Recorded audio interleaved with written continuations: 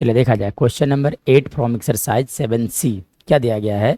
बोला गया है कि in the given figure A B parallel C D. देखो ये लाइन ए बी जो है वो सी डी का पैरेलल है।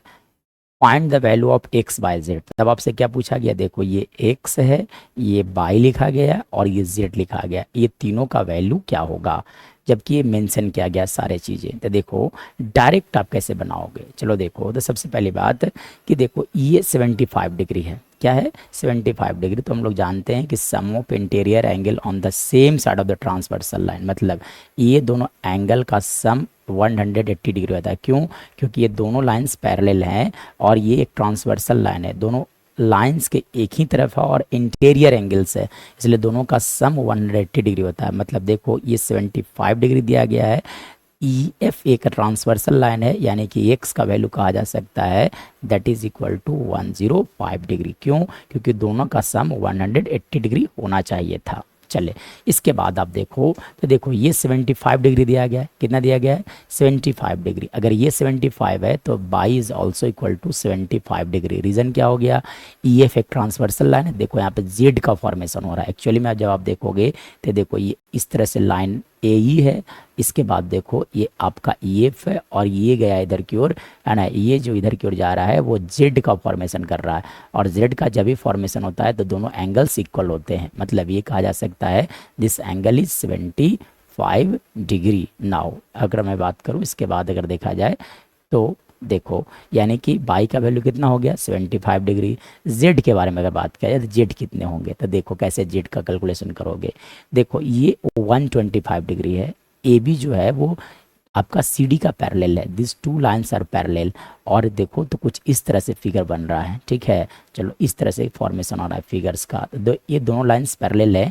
ये वाला एंगल जो है दिस इज गिवन 125 डिग्री, मतलब ये वाला एंगल कितने होंगे? This will be equal to 55 degree. क्यों?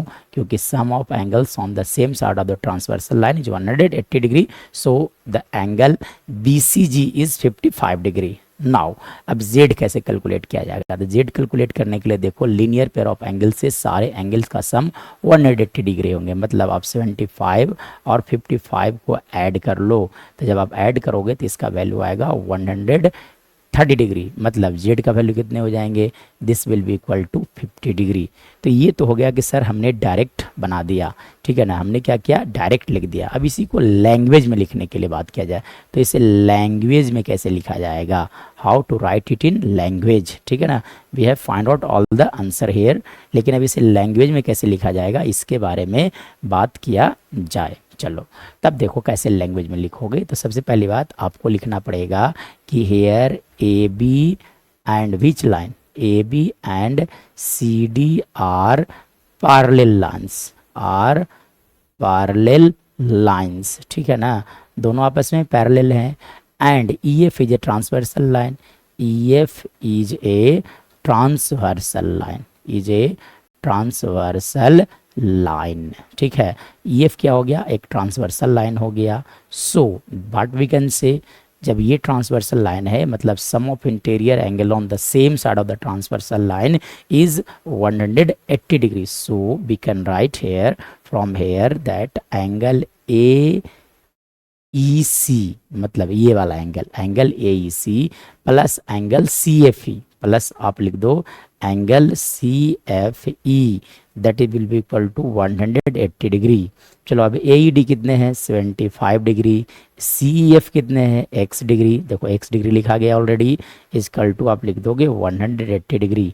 मतलब x का वैल्यू आ गया 180 डिग्री माइनस 75, इसलिए x का वैल्यू आप लिख सकते हो 105 degree. So we have find out the value of x। Now how can we find the value of y? तो देखो है ना, यहाँ से लिखा जा सकता है कि x plus y that will be equal to 180 degree. Reason क्या हो गया? Linear pair of angle, sum of linear pair of angle is 180 degree. मतलब x का वैल्यू आ गया 105 प्लस बाई इजकल टू आप लिख सकते हो 180 degree. So we can say y का वैल्यू होगा 180 डिग्री माइनस 105, यानी कि बाई का वैल्यू हो गया 75 डिग्री लिखा जा सकता है। और एक और तरीका था कि ये देखो ये एंगल और ये एंगल को इक्वल कर देते y which property both are alternate angle, ये भी सही तरीका है। चलिए इसके बाद देखो जैसे आपको सोल्व होता है उस तरह सोल्व कीजिए। इसके बाद देखा जाए, अब देखो तो अब बात किया जाएगा जेड का कैलकुलेशन के लिए, how can be calculate Z. तो देखो जेड के कैलकुलेशन के लिए अगर मैं बात करूं तो कैसे जेड का कैलकुलेशन होगा। तो देखो अब आप फिर से देखो कि ये 75 डिग्री है, ये 125 डिग्री है। So we can say here that A B is parallel to C D, A B is parallel to C D, है ना। एंड ऑल्सो जी या तो you can say E G is a transversal line, E G is a transversal line, मतलब कुछ इस तरह से photo है, देखो इस तरह से है, और ईजी कुछ इस तरह से बना हुआ है। ये वाला एंगल 125 डिग्री है, तो ये वाला एंगल कितने होंगे 55 डिग्री, क्योंकि sum of interior angle on the same side the transversal line is 180 degree. So we can write from here कि angle B E G plus देखो ये वाला angle B E G plus angle E G D plus angle E G D का sum होगा 180 degree.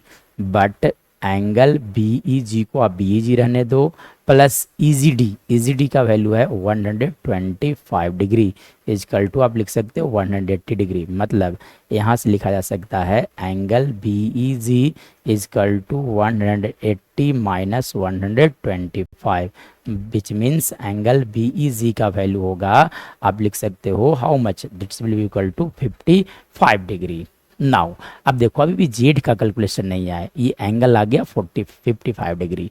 Now इसके बाद अगर मैं बात करूं तब आप लिख सकते हो कि A B is a straight line, A B is a straight line, is a straight line. So what can be say, तो इसका मतलब यह होता है कि जब ये स्ट्रेट लाइन है, अगर एक स्ट्रेट लाइन है तो ये तीनों एंगल का सम 180 डिग्री होगा। मतलब आप लिख सकते हैं यहाँ से 75 डिग्री प्लस आप लिख दो यहाँ से Z plus 55 degree, that is equal to 180 degree. मतलब जब आप यहाँ से कैलकुलेट करोगे तो लिखा जा सकता है जेड का value 180 minus 130, that means Z का वैल्यू आ गया आपका 50 degree. This is our right answer. ठीक है, तो ये हो गया हमारा आंसर, एक्स वाई जेड का वैल्यू आ चुका है।